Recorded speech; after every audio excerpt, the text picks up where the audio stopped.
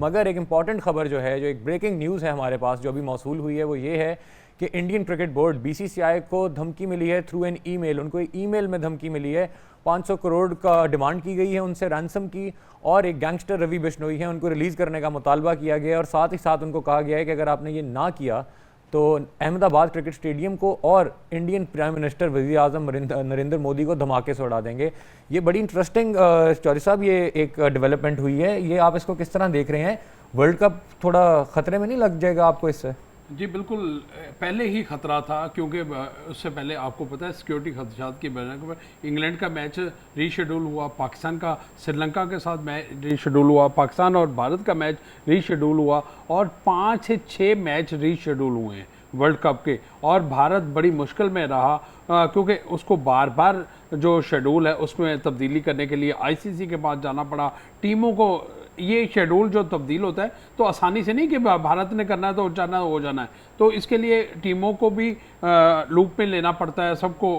और आईसीसी को भी, और उसके बाद जाके आईसीसी फिर 8वीं शेड्यूल का ऐलान करता है क्योंकि 5 से 6 तब्दीलियां जब शेड्यूल में हो चुकी हैं, पहले ही खतरा था। और अब भी ये जो बहुत मैं कह रहा हूँ अनफॉर्चुनेट है कि अगर भारतीय क्रिकेट बोर्ड को ऐसी ईमेल मसूल हुई है जिसमें धमकी हुई है, ये तो टीमों की सिक्योरिटी के खतरे में पड़ गई है। और भारत जो दावेदार है और जिसने बहुत बड़ा यहाँ पर हट धर्मी का भी मुजाहरा किया खिलाड़ियों को वीज़ों के हवाले से, पाकिस्तानी शायकीन के वीज़ों के हवाले से,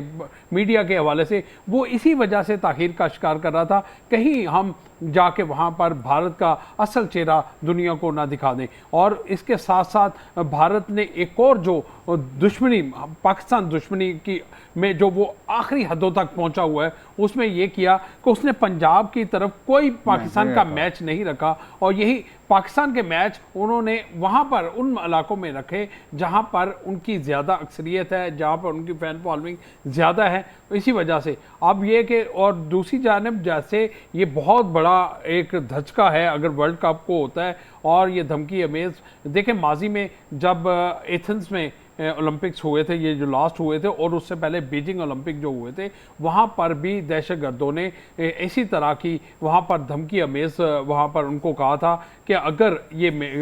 गेम्स होंगी इनको हम उड़ा देंगे। लेकिन चाइना ने जब उन्होंने अपने बीजिंग ओलंपिक्स करवाए और उन्होंने वहाँ पर जो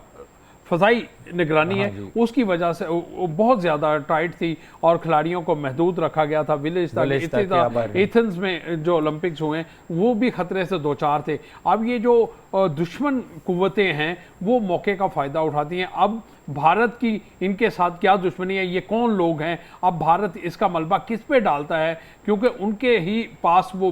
शख्स मौजूद है जिसको रिलीज करने का उन्होंने मुतालबा किया है। पैसा तो बहुत बड़ा पैसा, सर एक चीज बताइएगा, ये आप जितना पैसा है मैं समझता हूँ ये भारत के लिए कोई अहमियत नहीं रखता। हाँ जी, इतना जितना उनके क्रिकेट बोर्ड के पास पैसा है। मैं एक और यहाँ पे चौधरी साहब से सवाल करना चाहूँगा। सर, न्यूजीलैंड की टीम पाकिस्तान आई थी, आपको याद होगा, प्रैक्टिस के लिए ग्राउंड में आ गए थे, लेकिन मैच से पहले इसी तरह का एक थ्रेट उनको मिला था और न्यूजीलैंड की टीम ने पैक किया सामान और वो बैठे और वो पाकिस्तान से चले गए। तो क्या आपको लगता है कि इस थ्रेट के बाद, ये जो इंडियन क्रिकेट बोर्ड को बीसीसीआई को भी थ्रेट मिला है, इसके बाद कोई टीम्स वो वर्ल्ड कप से विड्रॉ करेंगी, शायद पाकिस्तान या कोई और टीम, या फिर इंडियन बीसीसीआई और इंडियन गवर्नमेंट इस मामले को संभाल लेगी? उसामा, आपने जो निशानदेही की पाकिस्तान और न्यूजीलैंड टीम का पाकिस्तान आना, आपको पता है उसके ताने बाने कहाँ थे? जी बिल्कुल, इंडिया थे। उसके ताने बाने जहाँ मिल रहे थे तो वहाँ पर पाकिस्तानी एजेंसीज ने वो तमाम चीज़ें और रिकॉर्ड सामने लाकर पेश कर दिया। फिर न्यूजीलैंड क्रिकेट बोर्ड को बताया कि ये जो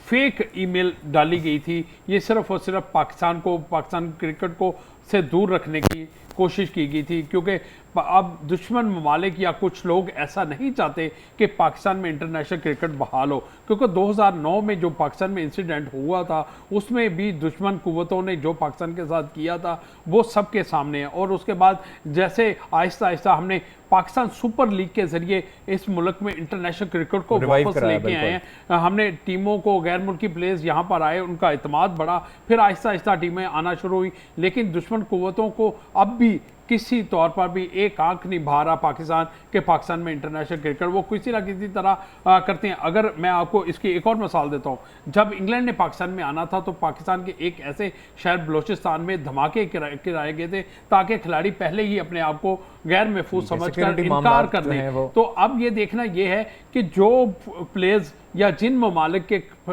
खिलाड़ी पाकिस्तान में सिक्योरिटी खदशात की बिना पर आने से इनकार कर देते थे, और अब देखना यह है कि अब भारत को सिक्योरिटी जो मिली है, क्या उनके क्रिकेट बोर्ड्स अब भारत के साथ रब्ता करते हैं कि भी यहाँ पर आप खुद सिक्योर नहीं हो, आपका वज़ीर आज़म को धमकियाँ मिल रही हैं, तो आप किस तरह यहाँ पर वर्ल्ड कप करा रहे हो या हमारी टीमों की सिक्योरिटी। देखिए England, south Africa, Australia, New Zealand, ये वो टीमें हैं, ये किसी ऐसी जगह पर नहीं जाती जहां पर मामूली सा भी खतरा हो। तो ये वर्ल्ड कप तो अब सवालिया निशान भारत के लिए बन गया है। ठीक है जी, देर